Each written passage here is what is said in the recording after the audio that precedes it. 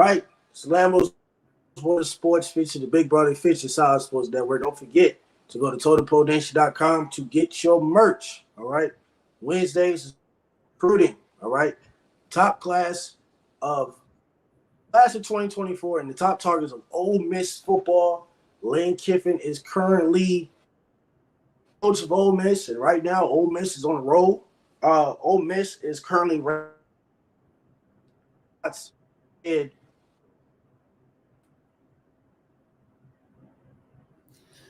All right, he is buffering, so that is okay. Ole Miss is the 21st ranked recruiting class of 2024. They have 23 commits so far, 7 4-stars and 13 3-stars. And I'm going to get into their top 6 ranked recruits based on composite rankings. So first up, who we have here is Camryn Franklin. He's a 4-star D lineman from Lake Cormorant High School in Lake Cormorant, Mississippi. 55th ranked player nationally, the 9th ranked D lineman, and the number 1 player in Mississippi. He set his high school's single season sack record last year with 19 and had 93 tackles to go with that as well. And then he also returned a fumble for a touchdown and blocked 3 kicks. And then his sophomore year, he had 4 interceptions. So he's a very versatile D lineman for sure. Gets to the passer very well, obviously, and has some pretty soft hands as well. So that's a good start for this recruiting class for sure. Next up here, we have 6'3", 305, Cameron Beavers. He's a 4-star D lineman from Bay Springs High School in Bay Springs, Mississippi.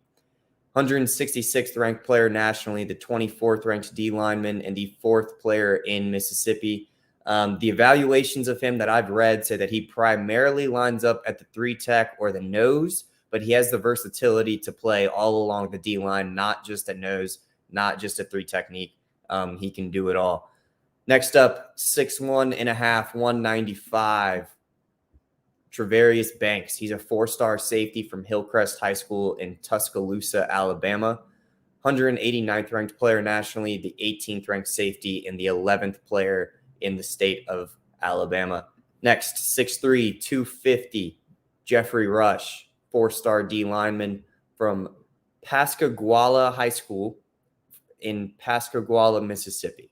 Please correct me in the comments if that is not the way to pronounce it, because I can almost guarantee it is not. So my apologies for that. 211th ranked player nationally, the 28th ranked D lineman, and the 6th ranked player from Mississippi. His evaluations that I've read point out that his athleticism and his ability to play multiple techniques on the D line stand out, as well as him starting from both a 3-point and a 2-point stance. So he's athletic. He's versatile on the D line, same as the prospect that I described before as well. They're adding some beast to that D line for sure.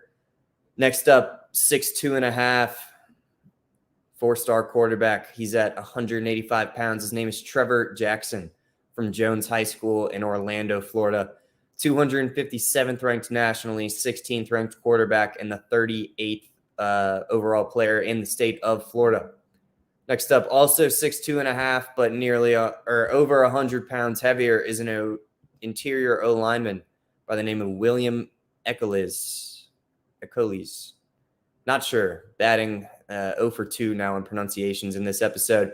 Houston High School in Houston, Mississippi is where he is from. He is the 309th ranked player nationally, 36th interior O lineman, and the 8th player in Mississippi. As you've heard in my description here, they own the state of Mississippi when it comes to recruiting. And they're also bringing in 3 JUCO products in this class as well, starting with Marquise Willis. And yes, that last name is familiar because this is Malik Willis's younger brother. He's 6'2", 225 from Coahoma Community College. He's got sub 4.4 speed at 225, big target on the outside as well. He will definitely be an immediate contributor to this offense. Next up out of the JUCO prospects is a cornerback, Cedric Beavers. 5'10", 170 from Jones College. And the third is a linebacker by the name of Raymond Collins, who is 6'2", 235, also from Jones College. So, like I said, they're dominating the state when it comes to recruiting. They have 5 of the top 10 recruits, and like they compete with schools that Mississippi is within that footprint, which includes LSU, that includes Bama, Georgia, all of that, and it's essentially where they get all of their recruits from as well.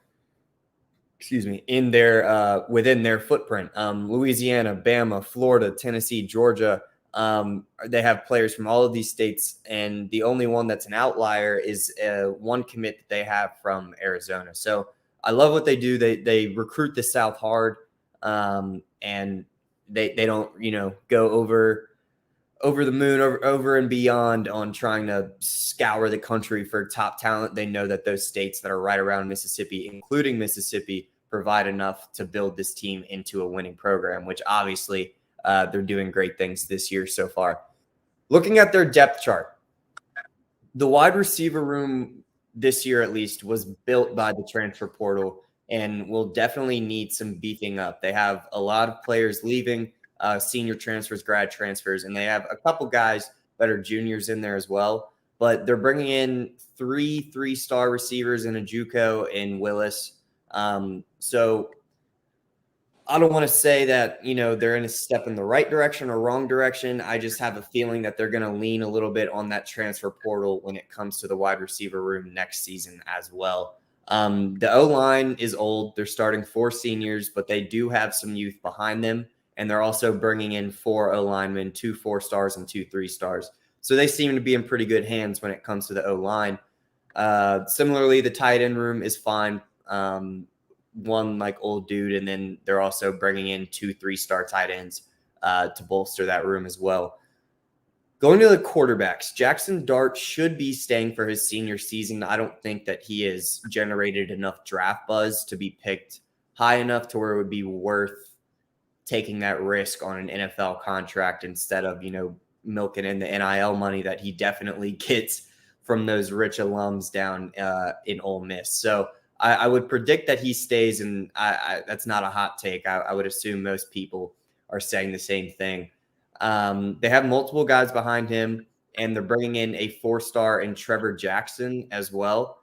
I mentioned him already. He looks to be a very solid QB, but he will definitely have to wait his turn. There is a line formed behind Jackson Dart on who will be starting after he leaves. The running back room is pretty set, and consequently, they're not bringing any in because of that. So that is the wrap-up of the offense depth chart. Defense is a much different story. It's similar to how I described the UNC one in the past episode. 10 of 11 starting defenders are seniors. So, they're losing basically all of their starting production on the defensive side. They're only going to have 2 returning DBs. They're bringing in 1 4-star guy, 1 JUCO, and 3 3-stars. So, unless they trust putting those 3 stars in pretty early on an SEC schedule, they're going to have to get into the transfer portal pretty well, I feel like, to boost that DB room. It's safety and cornerback included. Both are pretty thin. Like I said, they only have 2 guys returning in both positions combined. So they are bringing in 5 guys in the secondary, but it's not going to be enough. They're going to need to hit the transfer portal if they want to remain at the level that they are right now. The linebacker room has some youth behind the starters, and they're bringing in the JUCO guy. So it seems like they're pretty comfortable there. I wouldn't be surprised if they went out and tried to target a guy that they deem an SEC linebacker as well. D-line has 2 people returning, and they're bringing in 3 4-star D-linemen and 1 3-star edge. As you probably noticed when I was reading off their top commits so far, a lot of these guys are D-linemen or could go to the edge. So that was really the emphasis. It seemed like, most of their top recruits are on the defensive side, which makes sense, minus the QB. Jeez, excuse me. So that's really what I have for Ole Miss. It'll be interesting to see what they target in next year's class, I think, because the quarterback room is going to be a little bit thinner. I think they have a junior behind him, and then as well as a sophomore. So it'll be two seniors and a junior at the top three spots when it comes to the QB room. So, it'll be interesting to see what they choose to do. And then wide receiver wise, I can't imagine that they would want to continue to try and rebuild based on the transfer portal when there is plenty of talent in Mississippi and surrounding states, especially in the wide receiver position. So I would imagine next year's class that they hammer the wide receivers a little bit more just because they were pretty light in this one. It's my ice maker going in my freezer. The DB room as well, like I mentioned, they only are returning they're bringing in a lot of young guys, but it's not going to be enough, I don't think, for continued success as an SEC defense. So next year, I would look for a heavy emphasis in wide receivers and DBs. And then this year, heavy emphasis in the transfer portal when it comes to most positions on defense, minus maybe D-line, and also the wide receiver room. That's what I got. I also wouldn't be surprised if they brought in an O lineman in the transfer portal as well. But yeah, Ole Miss, they're on the uptick right now. Having a great season, not what I think either one of us expected when the season started. So 21st ranked class, maybe it gets a little bit higher. The rankings have changed pretty drastically, I think, since when we first started doing the recruiting trail to now. So it'll be interesting to see where it is at the end of the year. And I guess we'll just have to see if it leads to continued success for Ole Miss. All right. Well, this is it for the recruiting stuff. We'll be back next Wednesday for it. Next, we're going to the W list. Top 5 teams in the NFL after week 7. Now, there's going to be some major changes to that list. Major changes. There's 2 teams that can't beat certain teams, but we will see what the adjustments are. And I think my list will be completely different than most people. We will find that out in the next 5 minutes of the Big Brothers and my W list in the next 5 minutes. Don't forget to like, comment, subscribe to Total Pole Nation, Lambo Sports. Y'all have a great night.